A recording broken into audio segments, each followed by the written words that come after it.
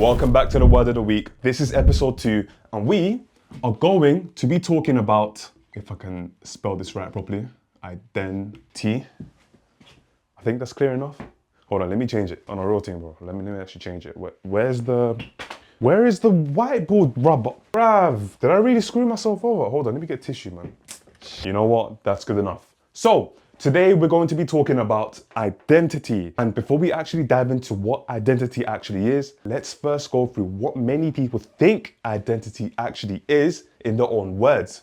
Now, many people, maybe on TikTok, Instagram, or all over social media, keep telling you to do these things called affirmations, telling yourself, I am this person, I am that person, I'm a disciplined person, I'm someone who does this, I'm someone who doesn't do this, right? Essentially telling your brain your identity. Now, does that work? Does that actually make you who you are? Does that actually give you that identity? Because everyone keeps saying, make sure you keep telling yourself affirmations and you'll become that person. These guys are killing us. That's not what identity is. Identity is the self-story we make our brain believe. Now, we don't make our brain believe stories by telling our brain. We make the brain believe the identity by showing the brain.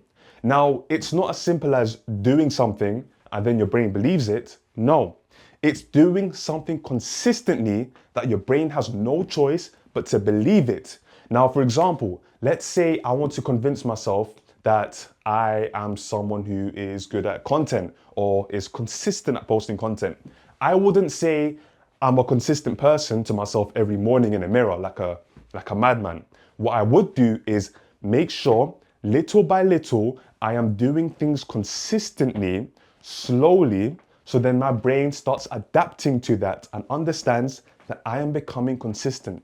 What the main thing is that you do these little tasks consistently, so then your brain has no choice but to believe that that's actually you. Now, this kind of delves into the identity loop. What the identity loop is, you have your behavior. Once you keep behaving in a certain way, that builds evidence, and that evidence is for your brain. And once your brain collects that evidence, what does it do? It reaffirms your identity. It understands that that is your identity. Your brain has no choice but to accept that piece of evidence right there. Your brain cannot deny what's physically there. Instead, it can deny you just lying to yourself and telling yourself, I'm going to be doing this. I am this type of person. No. Let me give you guys another example. Let's say you want to become someone who's really good at sales. You don't say, I'm a really good salesman. I'm the best salesman in the world. You don't give yourself that bollocks and then lie to yourself. And your brain is probably thinking, you're a good salesman. I've never seen you do a sales call before. You kind of understand what I mean? What you need to do is consistently make little actions that prove that you're a good salesman.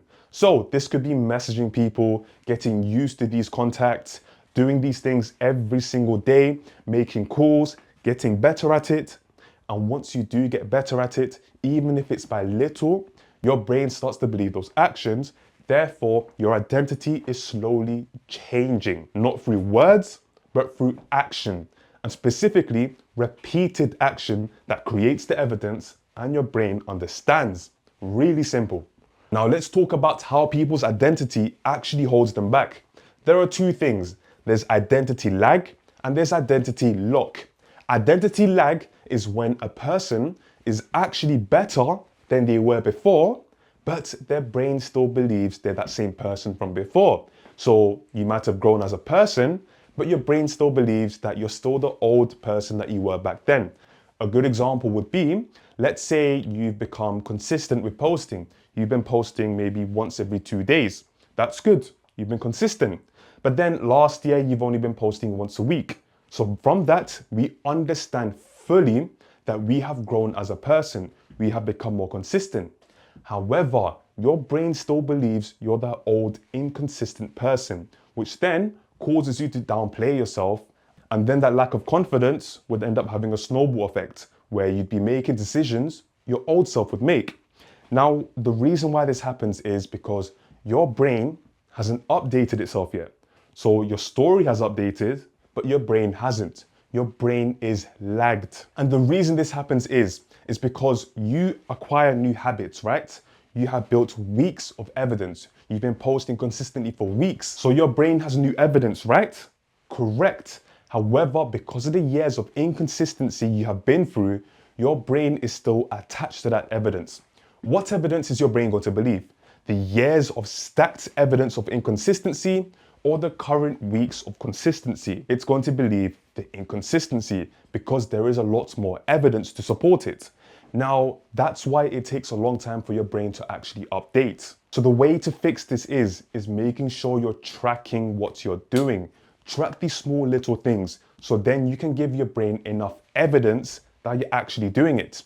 If you have what you're doing on paper, maybe like a calendar you keep marking every time you're posting or doing something you want to change, you have evidence right there for your brain to understand. Now that we've discussed identity lag, let's discuss another thing that holds you back: identity lock.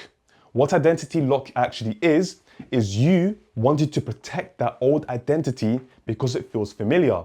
You don't want to grow. You stay the way you are because it feels comfortable. Like, you don't have to try to do anything extra. You don't need to implement more effort into anything else. You don't need to go outside your comfort zone. No, you're literally where you are, you're comfortable, and you are locked in your identity. That is identity lock. And the consequence of this is self-sabotage, staying small on purpose, avoiding opportunities. You don't want to do anything outside the box because you feel comfortable. That is identity lock. You feel so familiar with your current identity, you don't want to change. That is something you need to get out of. Identify and attack it, because identity lock is the silent killer of momentum. Earlier on, I mentioned affirmations. Why do affirmations not actually work? The reason why they don't work is because you're not providing your brain with any evidence. Your brain needs evidence to actually believe who you are. How do you actually change your identity? There's multiple ways, but the first way is by using bridging statements. For example, instead of saying I'm ultra disciplined, you should say I'm a type of person who keeps keeping my promises to myself and everyone around me. And bit by bit, I'm going to get better. You see how that statement isn't anything crazy? It's something small, realistic.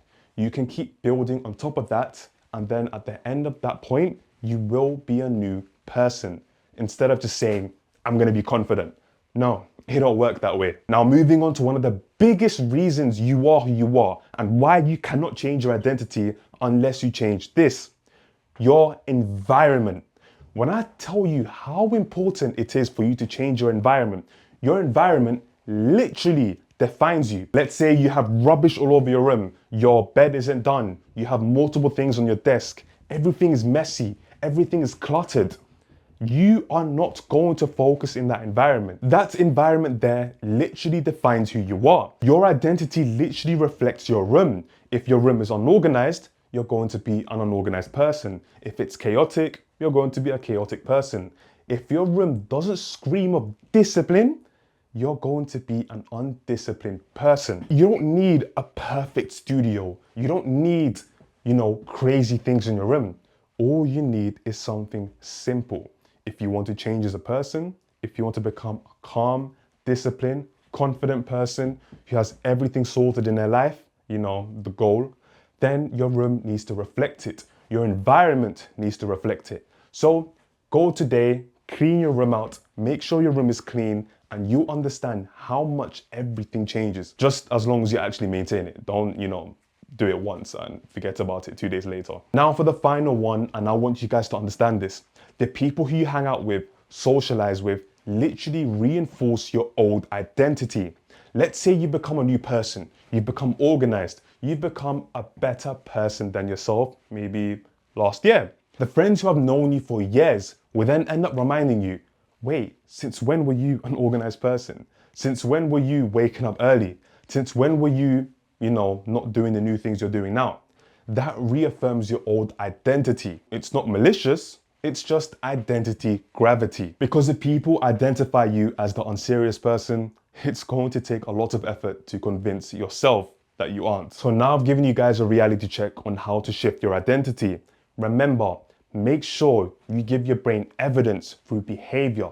Make sure you're not saying these crazy affirmations and give yourself bridging statements. Instead of saying something crazy, you say something small but meaningful. And also remember to make sure your environment reflects who you want to be. So now you guys understand how identity works. Make sure you apply everything I taught to you. I don't want you guys watching this and then doing nothing afterwards. Fix your systems, fix what's around you, and you guys will become the person who you want to be.